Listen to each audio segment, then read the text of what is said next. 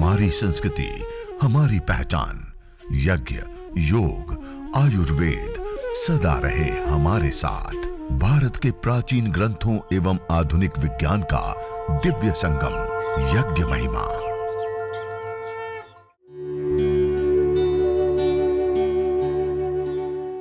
भारतीय संस्कृति में यज्ञ, योग एवं आयुर्वेद जैसी अमूल्य विद्याएं हैं, जिसका मूल है वेद।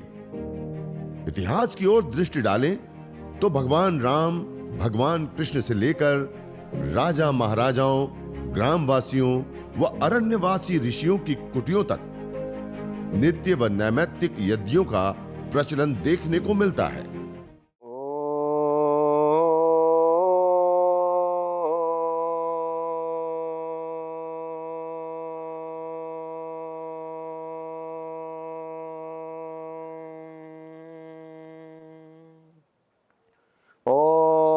विश्वानि देव सवितर्दुरितानि परासुव यद्भद्रं तन्न आसुव। सर्वरक्षक परमपिता परमात्मा को याद करते हुए, उनको नमन करते हुए, वंदन करते हुए, प्रणाम करते हुए, सबसे पहले हम जो हमारे प्राचीन ऋषियों के द्वारा प्रदत्त जो हमारी अनमोल विद्या यज्ञ, हवन, अग्निहोत्र हैं, उसमें महत्वपूर्ण जो बिंदु है कि यज्ञ एक चिकित्सा पद्धति है। यदि चिकित्सा पद्धति है तो वह कैसे कार्य करती है, कैसे हमारे शरीर के अंदर प्रभाव डालती है, तो उसका विशेष रूप से हमने यह यज्ञ चिकित्सा एवं प्रशिक्षण के रूप में जो आपको हम प्रदान कर रहे हैं, वो सारी बातें मुख्यतया इस यज्ञ योग आयुर्वेद चिकित्सा पुस्तक के अंदर एक सर्वांगीण स्वास्थ्य, चाहे वह शारीरिक हो, मानसिक हो, चाहे हमारा पर्यावरण का हो, सर्वांगीण स्वास्थ्य का एक अनमोल खजाना यज्ञ योग आयुर्वेद चिकित्सा पुस्तक है।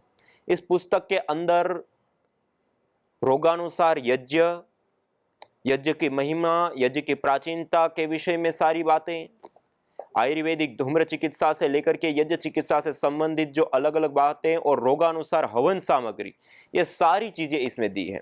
यज्ञ के बाद रोगानुसार योग, जिसके अंदर भी विशेष रूप से अलग अलग रोगानुसार योगाभ्यास के सचित्र आप ये देख पा रहे, सचित्र विवरण इसमें दिया हुआ है पूरा, कि परम पूज्य श्रद्धेय महाराज श्री जो हमें प्रतिदिन सुबह आस्था आदि के माध्यम से जो सिखाते हैं रोगानुसार पैकेज, वो पूरा का पूरा इस पुस्तक के अंदर पूरा क्रम से दिया हुआ है और पैकेज वाइज दिया है, सचित्र दिया है, उसके लाभ हानि बताते हुए दिया है।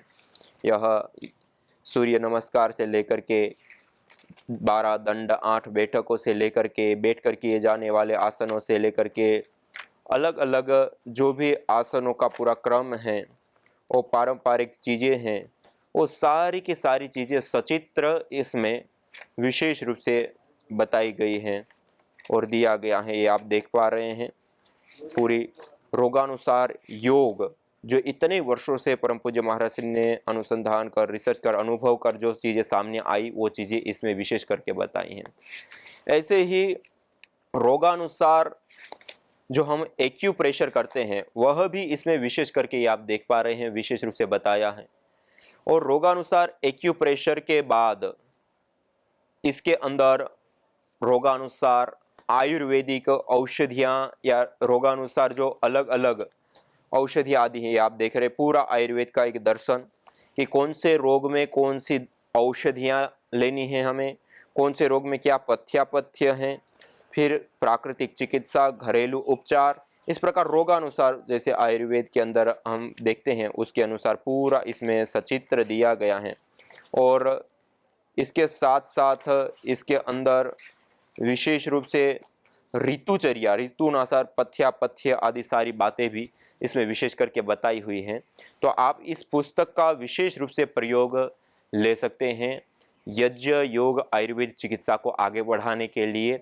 यह ऑनलाइन दिव्य प्रकाशन के वेबसाइट के ऊपर और दिव्य योगा वेबसाइट के ऊपर भी यह उपलब्ध है, तो यह पुस्तक को आप विशेष रूप से प्रयोग में ला सकते हैं। ऐसे ही यह वैदिक नित्य कर्म विधि पुस्तक है। इस वैदिक नित्य कर्म विधि पुस्तक में पंच महायज्ञों से लेकर के 16 संस्कारों से लेकर के जो नित्य नैमित्तिक यज्ञ आदि किए जाते हैं वह सारा इसमें विशेष रूप से श्री राम नवमी है, श्रावणी उपाकर्म है, जन्माष्टमी है, विजयादशमी है, शारदीय नवसत है, मकर संक्रांति, वसंत पंचमी से लेकर के सीता अष्टमी से लेकर के वासंती नवसत आदि जो विशेष पर्व होते हैं वह भी, और उसके साथ साथ जो नैमित्तिक यज्ञ सामाजिक पद्धतियाँ जो हम के यज्ञ, जन्मदिन, वागदान अर्थात सगाई, वैवाहिक वर्षगांठ मनाना, शिलान्यास, भूमि पूजन या गृह प्रवेश से लेकर के अलग अलग, और श्रद्धा शोक, पुरुष सूक्त आदि कुछ, और यज्ञ से संबंधित महत्वपूर्ण प्रश्नोत्तर से लेकर के, और यज्ञ के विभिन्न लाभ, और स्वामी दयानंद सरस्वती जी की दृष्टि में यज्ञ वेदों में ऋग्वेद आदि भाष्य भूमिका और अलग अलग शास्त्रों में अलग अलग जगह पे जो बताया वो सारी चीजें इस पुस्तक के अंदर हैं। तो मैं कहना चाह रहा था कि हम यज्ञ को आगे बढ़ाने के लिए, स्वयं जानने के लिए, उसके संबंधित ज्ञान विशेष प्राप्त करने के लिए और उसकी पद्धतियों को सीखने के लिए इन दो पुस्तकों का हम विशेष रूप से सहयोग और सहायता ले सकते हैं। तो इस प्रकार से हम जिस यज्ञ की, जिस हवन की प्राचीनता को हम देख पा रहे हैं, उसके अंदर जो विशेष महत्वपूर्ण बातें बताई हैं हमारे शास्त्रों में, वह भी इसके अंदर विशेष रूप से सम्मिलित है। और इसमें हमने एक बिंदु विशेष रूप से इस यज्ञ योग आयुर्वेद चिकित्सा में हमने दिया है कि जो विशेष रूप से आज वर्तमान में एक अनुसंधानात्मक सारी बातें हैं, उसको करते हुए कि यह यज्ञ चिकित्सा कैसे कार्य करती हैं, तो उसके लिए इसमें हमने विशेष रूप से पूरा विस्तार पूर्वक बताया है। उसमें सबसे पहला है एक यज्ञ एक नैनो टेक्नोलॉजी है।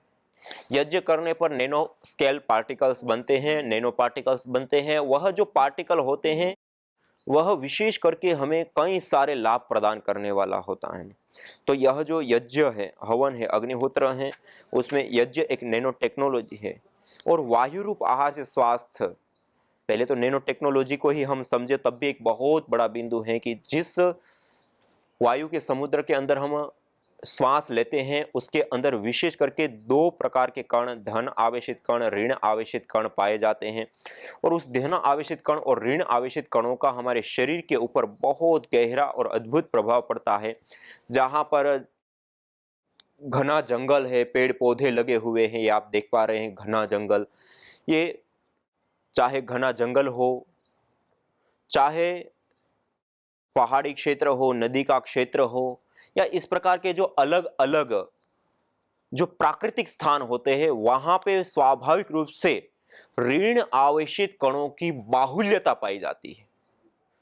और जहां पे प्रतिदिन यज्ञ करते हैं, हवन करते हैं, अग्निहोत्र करते हैं, उस स्थान पर भी 200 से 400 ऋण आवेशित कण प्रति सेंटीमीटर एयर के अंदर पाए जाते हैं। अर्थात जो घना जंगल होता है, उस घने जंगल के अंदर जितने ऋण आवेशित कण पाए जाते हैं उतने इसके अंदर पाए जाते हैं। ये इसकी विशेषता है, ये इसके ऊपर विशेष बात है। तो यह जो यज्ञ है, हवन है, अग्निहोत्र है, वह इस प्रकार की एक अद्भुत विशेष तकनीक और टेक्नोलॉजी है जो कि ऋण आवेशित कणों को बढ़ाती हैं। और ऋण आवेशित कण प्राधान्य वाले वायुमंडल पर रहने पर हमारे शरीर के अंदर ब्लड सीरोटिन की मात्रा कम होती है। ब्लड सीरोटिन की मात्रा कम होती है तो हमारी बॉडी अल्कलाइन बनती है, और हमारी बॉडी अल्कलाइन बनती है तो उसके कारण से हमें निरोग्यता प्राप्त होती है। हमारे शरीर के अंदर बीमारियां नहीं होती, और कोई हो भी गई है तो जल्दी से दूर हो जाती है। और दूसरा होता है धन आवेशित कण, जहां शहरीकरण, भीड़ भाड़ है, बहुत ज्यादा इस प्रकार के औद्योगिकरण आदि हैं, तो वहां पे वो कण पाए जाते हैं। और उसमें रहने से हमारे शरीर के अंदर ब्लड सीरोटिन की मात्रा विशेष रूप से बढ़ जाती है, और ब्लड सीरोटिन की मात्रा बढ़ने के कारण अनेक प्रकार के रोग, दुख, कष्ट, बाधा, पीड़ाएं आदि आती है। तो इसको हम विशेष करके हम ध्यान दें तो एक बहुत बड़ा पहलू है यह यज्ञ का, जो आयन चिकित्सा जिसको वर्तमान भाषा में कहते हैं। और दूसरा एक कण, नैनो कण के ऊपर, नैनो टेक्नोलॉजी के ऊपर हम देखें तब भी यह यज्ञ एक बेजोड़ तरीका और तकनीक है। आज वर्तमान में सारी की सारी चीजें नैनो टेक्नोलॉजी के ऊपर जा रही है। नैनो टेक्नोलॉजी के ऊपर आज दवाइयों से लेकर के अलग अलग खादों से लेकर के अलग अलग वस्तुओं का निर्माण से आज लैपटॉप, टीवी, कंप्यूटर से लेकर के मोबाइल से लेकर के अनेक प्रकार की ऐसी चीजें हैं जो सारी चीजों को आज हम जो कंस्ट्रक्शन के अंदर जो चीजें प्रयोग करते हैं वह भी आज नैनो टेक्नोलॉजी के माध्यम से हम तैयार करें कि छोटा हो, हल्का हो और उसके अंदर ताकत कई गुना उसकी अपेक्षा हो। ये है नैनो टेक्नोलॉजी, सूक्ष्मता के ऊपर कार्य करना, जो विशेष रूप से सिद्ध होता है या सामने आता है यज्ञ चिकित्सा के माध्यम से कि हमने जिन यज्ञाग्नि के अंदर हम हवीर द्रव्य प्रदान करते हैं, जो सामग्री को हम देख पा रहे हैं, जिस गाय की घृत को हम देख पा रहे हैं, लेकिन हमने आहुति प्रदान कर दी, उसके बाद हम ना उसको देख सकते हैं ना उसको छू सकते हैं। क्यों? क्योंकि वो इतना सूक्ष्म हो गया कि अब वो उनको हम नहीं देख सकते। इतना सूक्ष्म और पार्टिकल के अंदर कन्वर्ट हो जाता है, रूपांतरित हो जाता है। और उतना कन्वर्ट हो जाने के बाद, रूपांतरित हो जाने के कारण उसका जो प्रभाव है, उसका जो लाभ है, वो विशेष रूप से हमें प्राप्त होता है। इसलिए जो यह यज्ञ है, हवन है, अग्निहोत्र है, वह एक नैनो टेक्नोलॉजी है और कुछ सूक्ष्म पार्टिकल बना करके श्वास के माध्यम से हम अपने भीतर ले जाते हैं और उसके विशेष विशेष महत्वपूर्ण हमें लाभ प्राप्त होते हैं। तो इसलिए यह यज्ञ, यह हवन, यह अग्निहोत्र एक बहुत बड़ी विधा और विद्या है, एक नैनो टेक्नोलॉजी है। जैसे मैंने आपको अभी बताया कि यज्ञ के जो विभिन्न पहलू हैं उसके विषय में भी इस यज्ञ योग आयुर्वेद चिकित्सा के अंदर विस्तार पूर्वक जो बताया है, उसमें यह भी महत्वपूर्ण जो बातें हैं यज्ञ के साइंस या यज्ञ एक चिकित्सा पद्धति है तो कैसे कार्य करती है, उन बिंदुओं के ऊपर भी बताया है। और दूसरी चिकित्सा में रोगोत्पादक जो कृमियां होती हैं, जो सूक्ष्म जीव होते हैं, उसको दूर करके इसके अंदर बहुत ही बड़ी मात्रा में माइक्रोबायल एक्टिविटी होती है और उसके कारण से इस गैसों से जो सूक्ष्म जीव है, चाहे वह बैक्टीरिया है, वायरस है, फंगस है, ये अलग अलग प्रजातियां हैं, वह भी इससे दूर होते हैं, जिससे हमें स्वस्थ वायुमंडल और स्वस्थ वस्तुएं मिलती हैं और उससे हमारा स्वास्थ्य बना रहता है। आज केवल मात्र माइक्रोबायोलॉजिकल प्रदूषण को ही देखें तब भी 70 लाख से अधिक लोग मौत के मुंह में समा जाते हैं, जो कि यज्ञ को करने पर, हवन को करने पर, अग्निहोत्र को करने पर उसको भी हम बचा सकते हैं। तो इसलिए यह दूसरा जो महत्वपूर्ण बिंदु है कि रोग उत्पादक जो कृमि है, जो बैक्टीरिया है, वायरस है, फंगस है, उसको भी हम यज्ञ करके, और यज्ञ में विशेष प्रकार की औषधीय द्रव्य, जैसे मैंने आपको कई बार बताया, गाय का घी बहुत बड़ी मात्रा में कीटाणुनाशक है, सबसे ज्यादा पूरी तरह से बैक्टीरियाओं को किल करने की ताकत रखता है। वच है, कुटज है, मिश्री है, सरसों है, काले तिल है, नारियल है, ये ऐसे कई सारे ऐसे द्रव्य हैं, पदार्थ हैं जो ऐसी विशेष माइक्रोबायल एक्टिविटी देता है और उसका प्रभाव, उसका लाभ हमें विशेष रूप से प्राप्त होता है। इसी प्रकार से इसके अंदर जो अलग अलग लाभ जो हम बता रहे हैं, उसमें वायु रूप आहार से स्वास्थ्य, यह भी एक बहुत महत्वपूर्ण और विशेष बिंदु है। जिस वायु के समुद्र में हम श्वास लेते हैं, उस वायु के समुद्र के अंदर बहुत सारे तत्व हैं और हम जो आहार लेते हैं वह आहार हम 3 रूपों में लेते हैं, ठोस, द्रव और गैस। और ये जो 3 रूपों में हम आहार लेते हैं उसमें सबसे ज्यादा और सबसे इंपॉर्टेंट हमारा कोई आहार होता है तो वह होता है वायु रूप आहार। और इस वायु रूप आहार को सबसे ज्यादा लेने के कारण हमारे शरीर के अंदर ऊर्जा का सबसे बड़ा वह स्रोत होता है।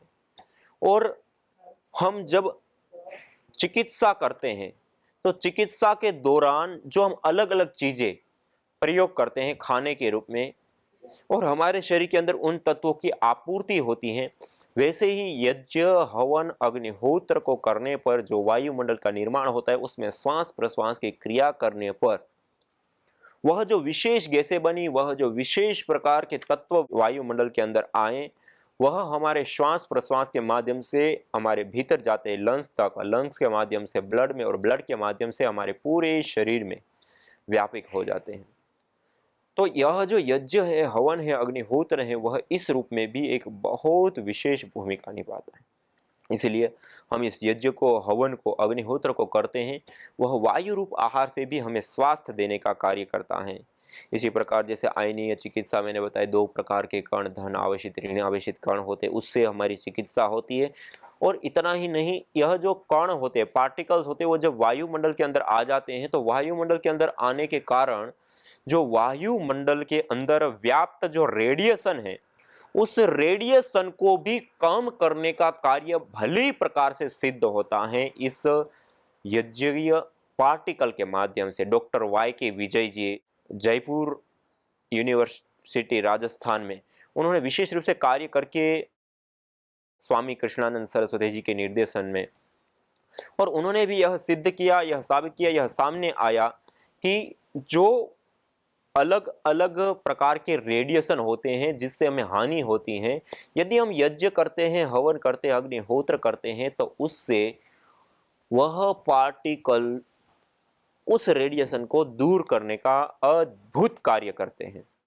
और इसी प्रकार डॉक्टर ममता Saxena ji central pollution government board के साथ मिलकर के और उन्होंने कार्य किया था। उस रिसर्च पेपरों में भी यह सामने चीज आई कि जो इलेक्ट्रोमैग्नेटिक रेडिएशन है, जो आज मोबाइल टावरों से लेकर, मोबाइल के रेडिएशन से लेकर के, हम अपने घरों के अंदर लैपटॉप, टीवी से लेकर के अलग अलग प्रकार के इलेक्ट्रॉनिक उपकरणों का जो हम प्रयोग करते हैं, उससे जो निकलने वाले रेडिएशन होते हैं, वो तक भी दूर होते हैं। मेरी लड़की दिव्या, उसको जो 7 महीना कोमा में थी, उसका ब्रेन का ऑपरेशन हुआ था। वो इंजीनियरिंग के 3rd ईयर में थी। अचानक उसको चक्कर चालू हो गया, सिर दुखने लगा, तो हम लोग नॉर्मल डॉक्टर के पास लेके गए। उन्होंने उसका ट्रीटमेंट किया तो भी उसको कुछ ठीक नहीं लगा था। ऐसा करके हम 5 दिन नॉर्मल डॉक्टर के पास दिखाया। उसके बाद डॉक्टर का सलाह लेके हम लोग उसको बड़े डॉक्टर के पास लेके गए, कोहिनूर जैसे बड़े दवाखाने में। उन्होंने बताया कि उसका पूरा बॉडी चेकअप करना पड़ेगा। उसका बॉडी चेकअप पूरा 3 दिन चल रहा था। उसमें से हमें मालूम पड़ा कि उसको ब्रेन ट्यूमर हुआ है। डॉक्टर ने हमें जवाब दिया बस ऑपरेशन ही इसका इलाज है। फैमिली से मिलके बातचीत करके ऑपरेशन का निर्णय ले लिया। ऑपरेशन के बाद डॉक्टर लोगों ने हमें बताया कि ये बहुत क्रिटिकल ऑपरेशन है। 4 महीने अपने लड़की को रखा। डॉक्टर रोज यही जवाब देते थे, लाखों में ऐसा एक ही पेशेंट रहता है जिसके ऊपर ऐसा काल आता है। बस यही जवाब देके डॉक्टर हट जाते थे। ऐसे ही नली के साथ हम लोग उसको घर पे लेके आए। घर पे लाने के बाद दूसरे ही दिन हम लोग नर्सी सर से मिले। वो बोले ये तो बहुत मुश्किल है, बहुत क्रिटिकल है, लेकिन अपन विश्वास रखेंगे, हवन में इतना ताकत है, क्या ये परिस्थिति से भी ये लड़की बाहर आ सकती है। मैंने सर का यही बात मन में रख लिया। सर उस टाइम सर से मैं एक बात की थी, क्या सर हम लोग विज्ञान जो साइंस है इतना आगे गया है तो भी मेरे लड़की के कुछ काम नहीं आया, वो हम करके हार गए हैं। अभी बस भगवान और ये हवन के ऊपर विश्वास रखेंगे। हम लोग डॉक्टर को एक बार भी घर पे लाने के बाद इसको दिखाने के लिए नहीं लेके आए। हवन ही हमारा डॉक्टर बना था। हवन से हम लोग को इतना एनर्जी मिला। हवन करते करते जब 2 महीना हो गया, उसके बाद ऐसा चमत्कार हम लोग ने हवन का देखा। तब उसकी जान उंगलियों से चालू हो गई। उंगली का पहला उसका अंगूठा हिलने लगा। अंगूठे के बाद 4 दिन 5 दिन के बाद उसकी पूरा पैर के नसें हिलने लगी। ऐसा हम लोग साक्षात उसको वो चमत्कार को देख रहे थे। ऐसा करते करते उससे अंगूठे से लेके 2 महीने के अंदर पूरे उसके बॉडी में जान आ गई। उसका पूरा शरीर उठने लगा। तो हम लोग ने ऐसा अपने जैसा शरीर तो भगवान का देखा नहीं, लेकिन इसके रूप में हम लोग ने, हवन के रूप में हम लोग ने भगवान को देख लिया। पहले बार उसका गले का ऑक्सीजन का मशीन निकालने हम लोग जब दवाखाने में 2 महीने बाद गए, 2 महीने बाद उधर जाने के बाद में डॉक्टर अपना उंगली मुंह में डाल के देख रहे थे। जब हम लोग 5 महीना कुछ नहीं कर सके, 2 महीने में अपने घर में ऐसा क्या कर लिया जो लड़की को खड़ा किया। जो दूसरे भी 2 पेशेंट है उनको भी ये रास्ता बता दो। ऐसा करते करते 2 महीने के बाद उसका गले का मशीन हट गया। 8 दिन के बाद उसका नाक का नली का जो खाना उसको खिलाती वो हट गया। 10-15 दिन में उसका यूरिन का नली हट गया। ऐसे करते करते उसकी नलियाँ 1 महीने के अंदर पूरी हट गई और मेरी लड़की पूरी तरह से हाथ से खाना खाने लगी। वर्क में जब जाने के टाइम में मेरा हाथ पाँव सब पैरालाइज हो गया था। मेरा लड़का यहाँ पे ले आया तो हम एट दैट टाइम उस टाइम समय में हम इतना वीक हुआ था, दुबला हो गया था कि हम कुछ नहीं कर सकता, बात नहीं बोल रहा, नींद नहीं आता था। तो हम इधर उधर घूमता था। गुरुजी हमको ऐसा होता है तो दो डॉक्टर ने बोला वो ऑपरेशन हुआ, पार्किंसन नहीं, वो हेमोटोमा था, लीकेज, थोड़ा लीकेज हुआ था। तो हम यहाँ पे लड़का लेके आया था तो गुरुजी हम गुरुजी का सब कुछ बताया जो मेरा नींद नहीं आता है, मैं चलने फिरने नहीं सकता है, मेरे वेरी वीक लगता है। गुरुजी क्या करेगा, आपके हेल्थ में होगा? गुरुजी बोले जरूर होगा। हाथ पकड़ के ले गया था, वो बैठो हवन में। तो हम 7 दिन बैठा। उस टाइम में हम 7 दिन में हम बहुत फोकस मिला, हम नींद हो न सकता, वो नींद हो गया। मेरी बहन भावना, उनको एक्चुअली तो बचपन से ही थोड़ा बहुत नाक का प्रॉब्लम रहता था। कभी कभी गर्मियों की सीज़न में उसको कभी छोटी थी तभी खून कभी कभी आता था, तो कभी इतना तभी सीरियसली कभी लिया नहीं हम लोगों ने यार। लेकिन जब भी 2012 में मेरे सामने जब भी मेरे साथ बैठी थी घर पे, तभी बहुत ज़ोरों से उसको नाक में से खून आ रहा था। तभी हम लोगों को पता चला कि उसको कार्सिनोमा नामक कैंसर का ट्यूमर है जो कि बहुत अंदर तक फैला हुआ है, और हम लोगों को बहुत लेट पता चला उसके बारे में। और उस समय डॉक्टर ने तो वैसे उनकी साइड से तो उन्होंने हाथ ऊपर कर दिए थे कि इसका तो ज़्यादा कुछ हो नहीं सकता है इसमें। मेडिसिन, ये मेडिसिन से वो मेडिसिन, अलग अलग मेडिसिन बहुत सारी उसने चेंज की। बीच में एलोपैथी भी ट्राई किया लेकिन कुछ ज़्यादा इफेक्टिव हुआ नहीं। और कुछ करीबन 6 महीने पहले उसको जून महीने में एक बार मिर्गी का दौरा पड़ा उसको जोरदार, तभी हमको उसको हॉस्पिटलाइज करना पड़ा। उसके बाद से उसकी जो कंडीशन थी और भी गिरती गई। कंडीशन उस समय ऐसी थी कि 2 मिनट भी शांति से बेड पे भी नहीं लेट सकती थी। उसको पूरे बॉडी में इतना पेन होता था। यज्ञ दरवा जो उसको सांस लेती थी उसमें उसको जो उसकी जो इफेक्ट हुई अभी बहुत पॉजिटिव है मेरी सिस्टर पहले से ज़्यादा। और उसको जो पेन होता था, बॉडी पेन होता था, वो सब कंप्लीट बंद हो गया है। नाक से पहले सांस नहीं ले पाती थी, अभी वो आपके सामने बैठी है, वो नाक से सांस भी ले रही है। अभी खुशबू वगैरह नहीं आती थी उसको। चलने का तो नाम भी छोड़ दो, मुझको उठा के लेके आना पड़ता था, रिक्शा में लेके आना पड़ता था। खुशबू नहीं आती थी, फिर आने लग गई। अभी नाक भी खुल गई है उसकी, पहले से बहुत अच्छी नाक, खुशबू भी आती है अभी उसको।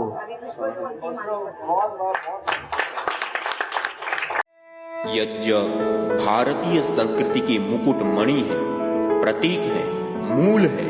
मानव जीवन के हर पहलू के साथ यज्ञ जुड़ा हुआ है, चाहे वह संस्कार हो, चाहे पूजा पाठ या फिर पर्व से लेकर हर शुभ अशुभ अवसरों में भी यज्ञ करने की सार्वभौमिक, वैज्ञानिक एवं पंथ निरपेक्ष पावनी परंपरा रही है। आइए हम संकल्प लें, संसार के श्रेष्ठतम कर्म यज्ञ को अपनाएं। पिंड और ब्रह्मांड में संतुलन कायम करने वाले यज्ञ को अपने जीवन का अभिन्न अंग बनाएं एवं प्रकृति मां के प्रति अपने ऋणों को अदा करें। विश्व स्वास्थ्य का एक नारा, यज्ञ से होगा जग उजियारा।